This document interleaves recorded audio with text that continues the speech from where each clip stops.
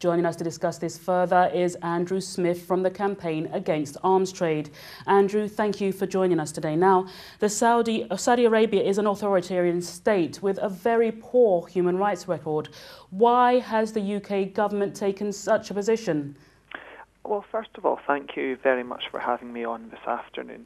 The Saudi dictatorship isn't just an authoritarian government, it's one of the most authoritarian in the entire world. The Economist Democracy Index ranks it as the fifth most authoritarian in the entire world, but yes, it's also the largest buyer in the world of UK weapons.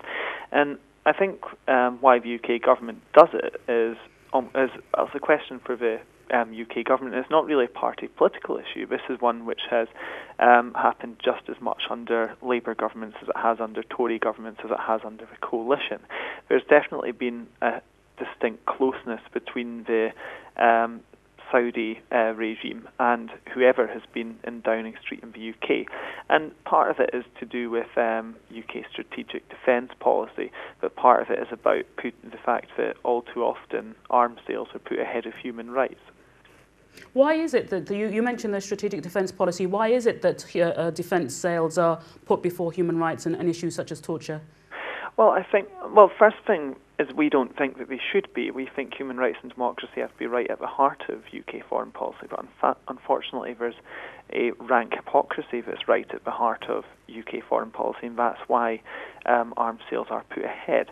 Unfortunately, UK foreign policy has all too often been judged based on militarism and what's best for projecting military strength and building military alliances rather than what actually promotes human rights, democracy, and what has the best result for citizens. And this is just the latest example of this.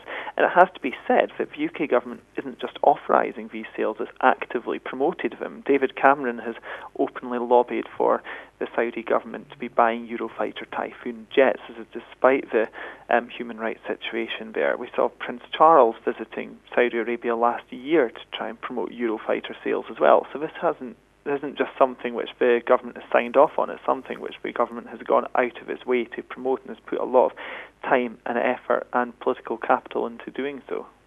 Now, you mentioned that hypocrisy is at the centre of the UK's foreign policy. Now, arms trades also promote political support as well as military support. So what will these recent humanitarian issues do for the Conservative election campaign? Well, this is exactly the point. When the UK sells weapons to any country, it doesn't just provide that military support, it provides political support as well, and it gives the international sign that it's endorsed by the UK.